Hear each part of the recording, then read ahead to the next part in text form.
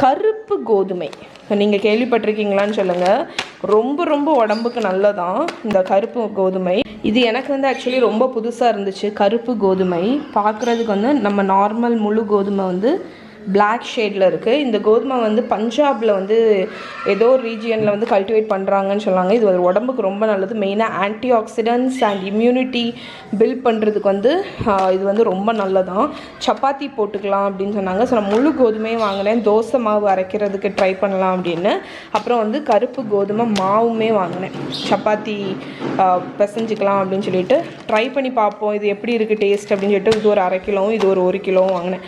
இதை வச்சு நான் தோசைக்கு ஊற வச்சு அரைக்கும்போது நான் உங்களுக்கு காணிக்கிறேன்.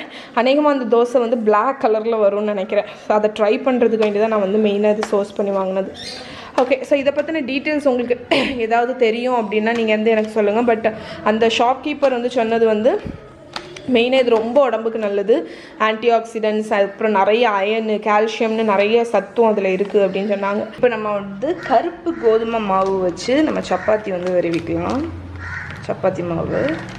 ஸோ இது கிட்டத்தட்ட மாவு பார்க்குறதுக்கு வந்து ராகி மாவு மாதிரி இருக்குது. உப்பு ஆட் பண்ணிக்கோங்க.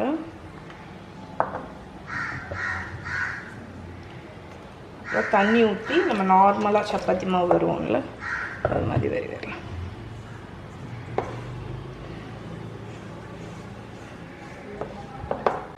நான் ஆக்சுவலி இதை வெறும்போது வந்து ரொம்ப க்ரம்பிளியாக இருக்கும் போல் அப்படின்னு நினச்சேன். பட் அப்படி இல்லை. நம்ம நார்மல் சப்பாத்தி மாதிரி தான் ஹோல்ட் ஆகுது. அதனால சாஃப்டாக தான் இருக்கும். இது பார்க்குறதுக்கு மட்டும் பிளாக் கலரில் இருக்குது. ஸோ அது ரொம்ப யூனிக்காக இருக்குது. சப்பாத்தி மாவு வெறுவியாச்சு. இப்போ இதை மூடி வச்சிடலாம். நம்ம கிரேவி ரெடி ஆகிற வரைக்கும் இது வந்து ஒரு 1/2 அன் ஹவர் ஊறட்டும்.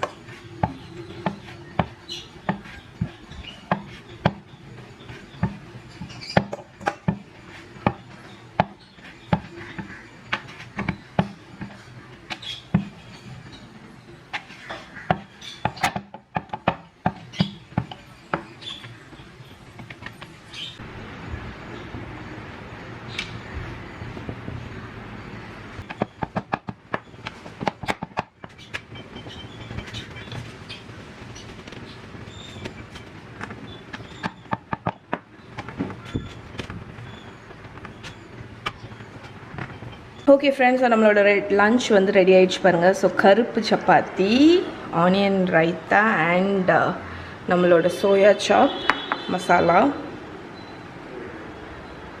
ஒரு ஹெல்தியான மீல். இது கண்டிப்பாக ட்ரை பண்ணி பாருங்கள். ட்ரை பண்ணி பார்த்துட்டு எப்படி இருக்குன்னு சொல்லுங்கள்.